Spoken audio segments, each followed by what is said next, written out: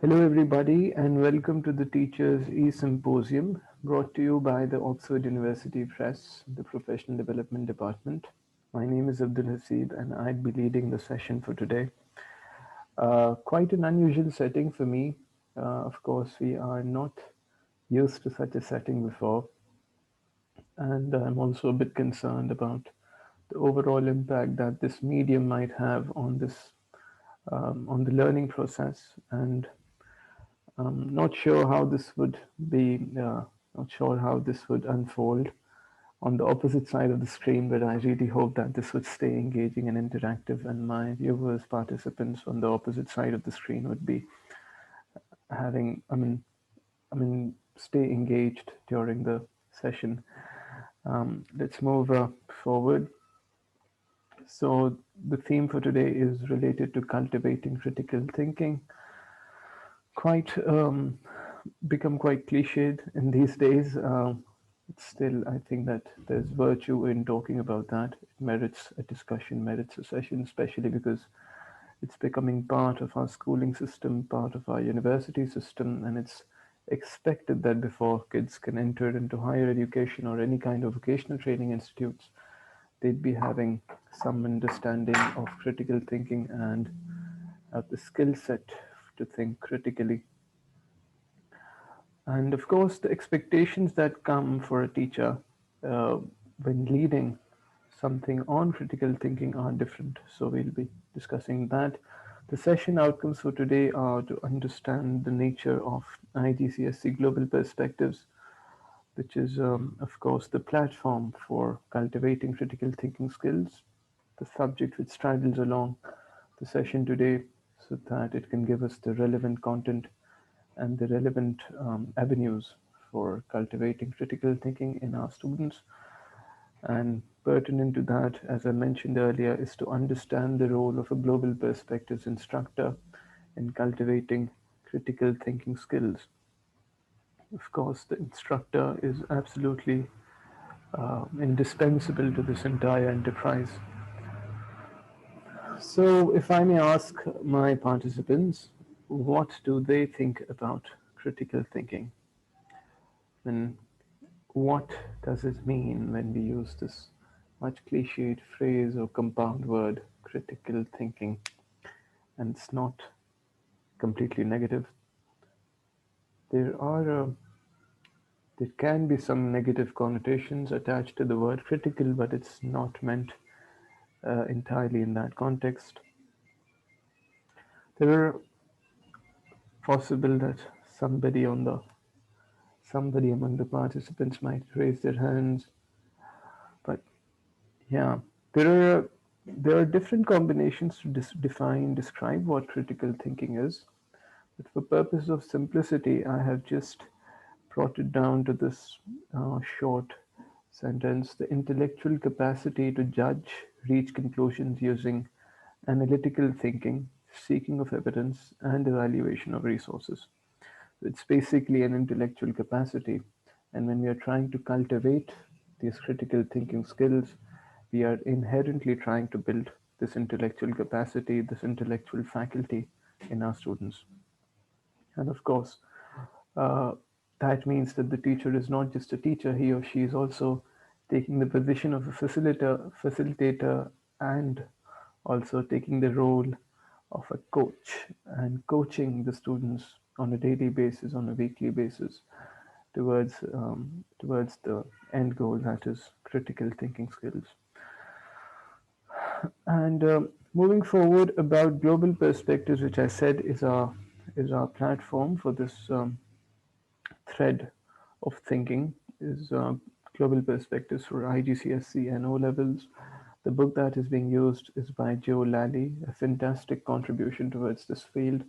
Joe Lally has another couple of books related to, explicitly related to critical thinking and global perspectives and also research. So she is not new to this field, and she has tremendous amount of, brings a tremendous amount of skill set to this entire enterprise.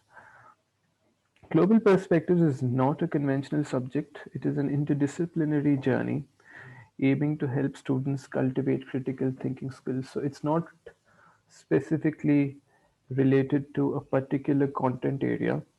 It is in fact interdisciplinary because it is borrowing a lot of content from different fields, particularly the social sciences, but not just social sciences, it can also be natural sciences and management sciences. So it's borrowing content from that area, from those areas, and weaving together or trying to weave together an intelligible picture which helps our students cultivate those critical thinking skills. And of course, this needs an unpacking, and that should be part of the agenda for today's session. And global perspectives is also not entirely related to content knowledge. It's not related to assessing or testing the students' content related vis-a-vis a particular subject or a group of subjects. It is more related to skills, and that is going to be the objective of this book and today's session as well. And of course, an explicit or an implicit pursuit of the global perspectives teacher. A lot has to do with his or her pedagogy of how he or she is taking the students across this trajectory. So, global perspectives is helping students manage mass of information by training them to first and foremost develop those information skills, develop those skills to actually find information. And of course, critical thinking skills cannot stand in vacuum. Our students need to have the information skills required in this age of information where a lot of information is being bombarded on our students. Influx of information, misinformation, disinformation, whatever you might use, the negatives and the positives all combined together, coming through the multiplicity of avenues that we have. All the information influx needs to be processed, and that processing is part of the global perspectives, the subject. Secondly, as the picture denotes, it's related to the ability to assimilate new knowledge to your prior knowledge, or in a way, analyze things, break them apart, understand their relationships, and synthesize them back to arrive at some intelligent conclusions with the reasoning and rationale, of course. So it has information skills, it has those analysis, and then, of course, it focuses a lot on communication. So if you reach certain conclusions, if you have certain perspectives, you should have the ability and you should be given the opportunities to communicate those perspectives and voice those opinions and ideas to a wider audience. And of course, the perspectives vary, which will be featuring in the later slides of the session.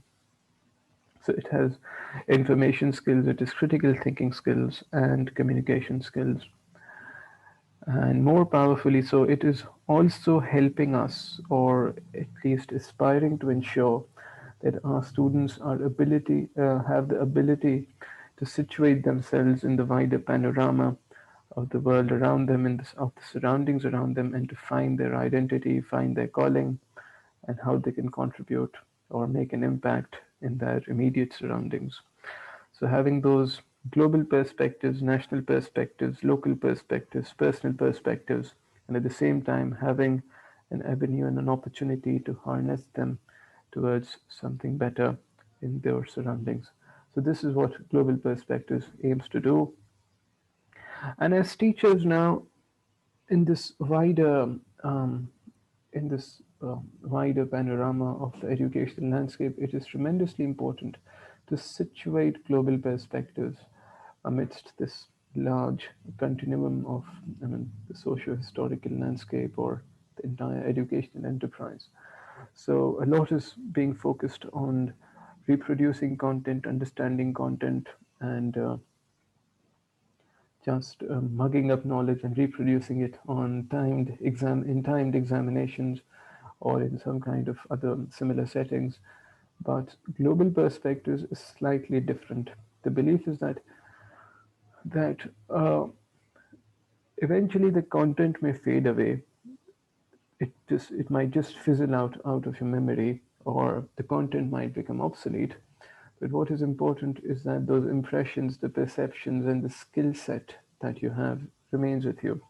The skill set gives you that ability to process information, to assimilate new information in your prior knowledge, to communicate and to identify your own self within your surroundings. So you have the skill set, and the skill set is giving you the map, or the skill set is giving you those pivot points, those pivot points on which you're mapping your new knowledge. So global perspectives is therefore not about content, it's more about the skill set, how you're processing your knowledge, and hopefully those are the skills that will not fade away.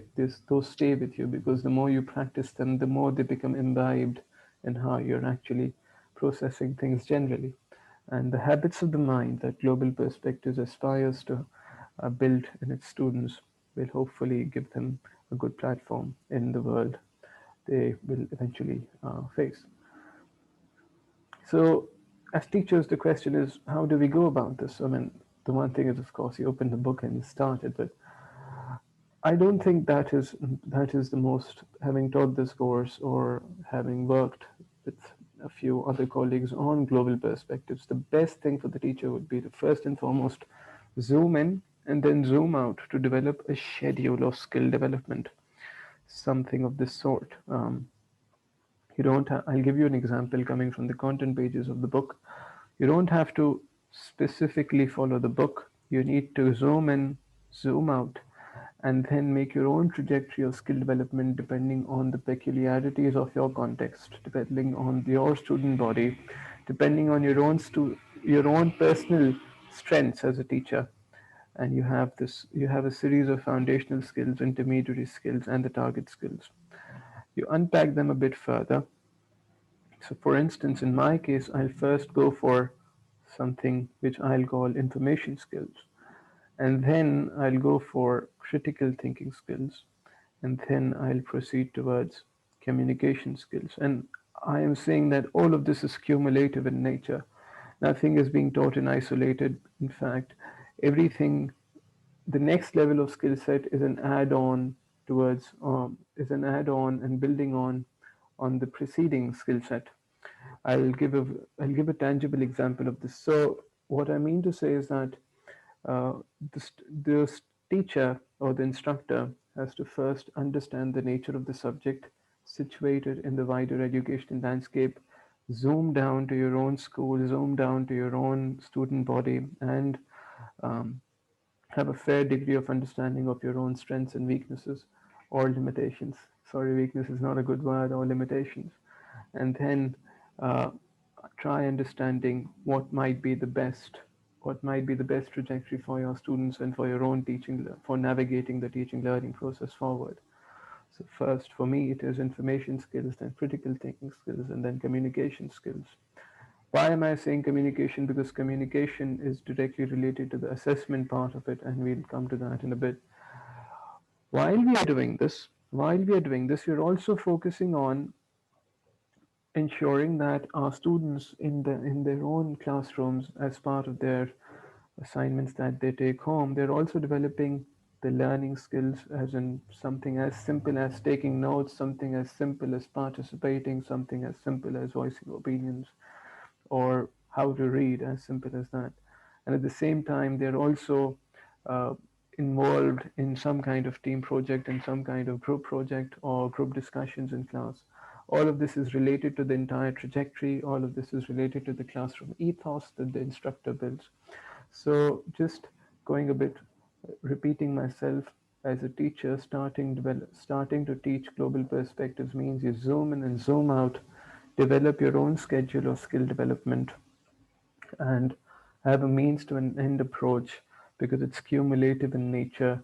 And at the same time, while you're doing that, you have to integrate the learning skills, you have to integrate the collaboration, communication while you're teaching on an everyday basis. So, global perspectives cannot be taught in a discrete manner, in blocks. Everything is gradually adding on, and you're teaching many things simultaneously. I'll give you an example over here. For example, this is just section A of the skill development activities coming from Joe Landy's book. So we have 1.1 going down to 6.2 and 7. So over here, as a teacher, as an instructor, first and foremost, you need to have your own pedagogical decisions. What would you be teaching first? What would you be teaching second? And how are you connecting the points on this thread? So what I've done is first and foremost, I have gone for, just a sec, I've gone for something as simple as reading and recording. So I'm not gone for 1.1, I've gone for reading and recording. And that means that in a way they are looking for how we are reading a text as simple as this. And I'm starting with information skills. Let me take a highlighter or a spotlight so that it's easier for me to guide you through the process. Something as simple as identifying keywords and then interpreting what that sentence means in the larger context. So level one, reading and recording. I'm not going towards 1.1, I'm coming to 1.2. After that, in level two, I'm going towards making notes. Something, again, as I said, that the learning skills are getting integrated over here. I'm trying to build a platform for my students so that with the passage of time, they have the ability to absorb the higher order thinking skills of global perspectives. So, reading and recording, reading, taking notes, moving forward, understanding references, the citations, the bibliography, understanding in text citations, understanding what it means when something is coming from a website, what it means when something comes from a book or in a research article from a research journal. All in all, for me, these are my pedagogical decisions. As I said, that within this, I'm first and foremost trying to make my own cluster as to what would be the first building block for cultivating critical thinking skills while doing global perspectives. So I move forward, and then with that information, after having given my students the ability to decode reading passages, to make notes, and to understand references, then taking them forward towards identifying information trends. And here you can explicitly see the keywords, facts, opinions, predictions, and judgments. What are these? What is a value judgment?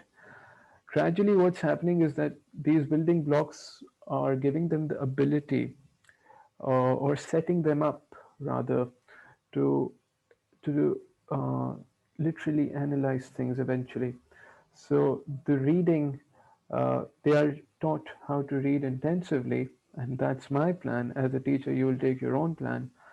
They're taught to read intensively, and after that, they are taught the analytical skill of ripping apart the text and coming up with what is a fact, opinion, prediction, and judgment. And they are gradually, these concepts then as a teacher are no longer concepts which need to be reproduced in an exam setting. They are a lens. They're a lens. They themselves become a perspective through which they are processing a text. They are looking for facts, they're looking for predictions, opinions, and value judgments. And when they are moving forward, this is not the same chapter, it's a different chapter. That again might be my decision, a pedagogical decision. If they are looking at a certain line of reasoning, then they are also looking at whether or not it's logical or illogical, whether they are generalizing, using the facts properly, there is consistency and coherence, they're responding to the argument, a logical fallacy known as ad hominem, attacking the person, not attacking the uh, argument itself.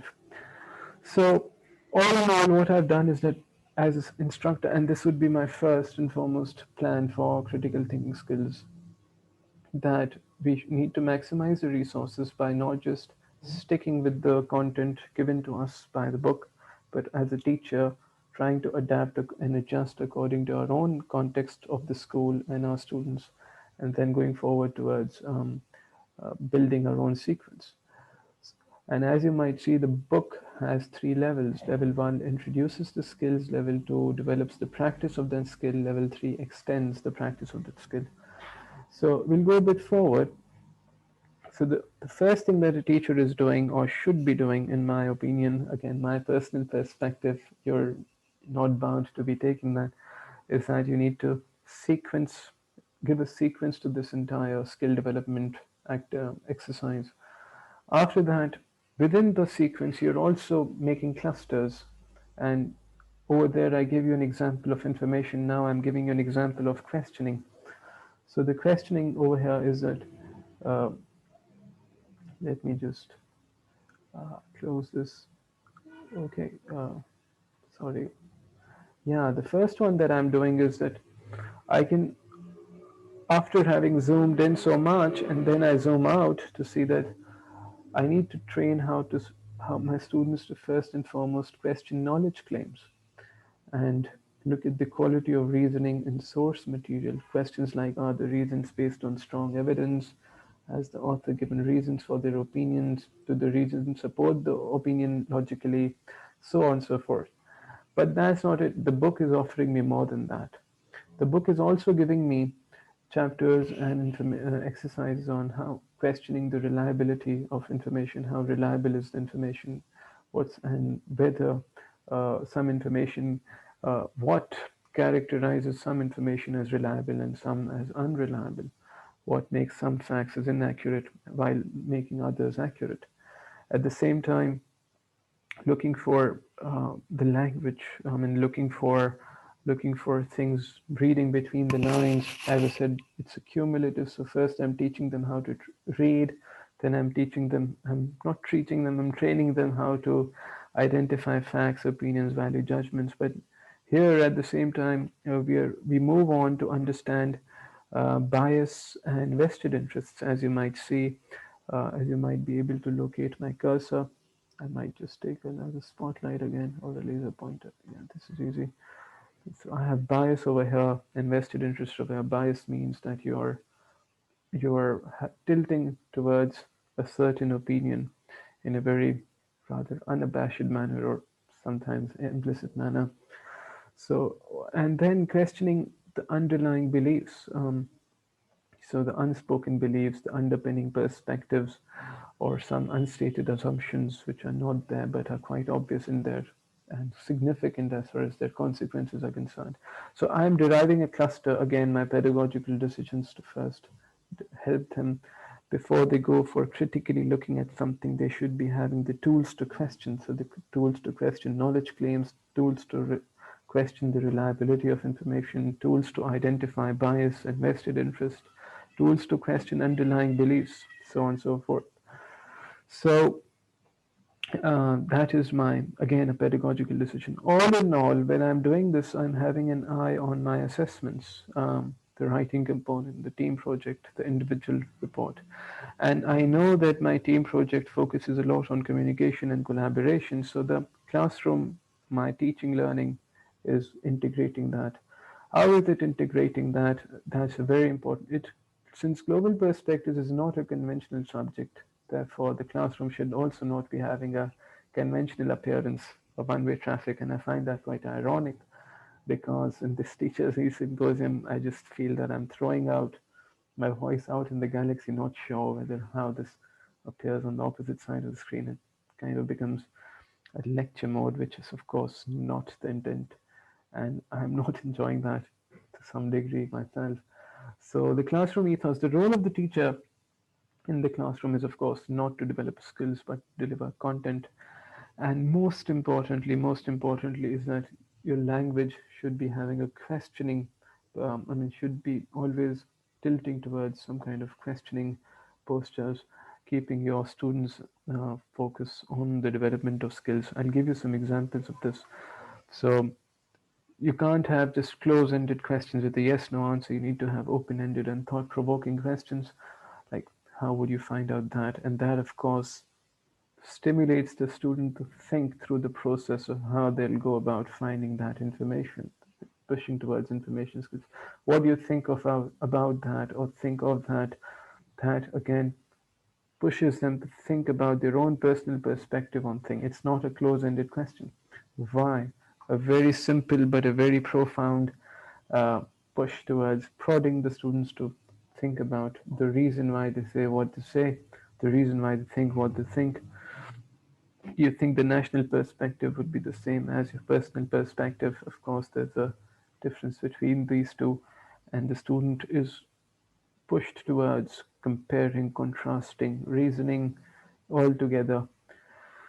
How can you find out? What else do you need to know? Is that a reliable source? Do you agree with that opinion? Is it well supported? Can you think of a solution? What's happening is that the student is participating in that discourse in the classroom, and the teacher is facilitating that discourse by giving him or her those probing questions. The classroom ethos is, of course, guiding that entire learning process. One might wonder what a teacher would want to do next. So the teacher is getting the students to read about topics and themes, pushing them to acquire topic-specific vocabulary, asking them questions which probes and pushes them to think critically on a topic, and very, very important, giving feedback to make them reflect and think about their thinking process. The word that would be quite appropriate over here would be metacognition. So making them think about their own thinking. So they do something related to climate change. They say something related to climate change. The teacher is asking them the why questions, probing them and pushing them to think critically on why they say what they say, how reliable is information, how accurate are the information, how reliable are the sources, is there coherence between the premise and the conclusion. So we have a very small sample over here coming from global perspectives belief systems. So talking of topic specific vocabulary, they have the vocabulary on related to superstition, belief, tolerance. They have some information coming to them from the comments and questions of Richard Dawkins or Soren Kierkegaard, the existential philosopher. So they're getting that information, but the teacher is also pushing them to read more about the topic. And this is what the book would also tell them. What is the difference between tolerance of other views and an unacceptable fall in moral standards? What is the difference between belief, faith, superstition, and knowledge? Use dictionaries and online resources to help you. So they're being pushed to go towards different sources. The teacher helps them collect and collate, helps them think about it.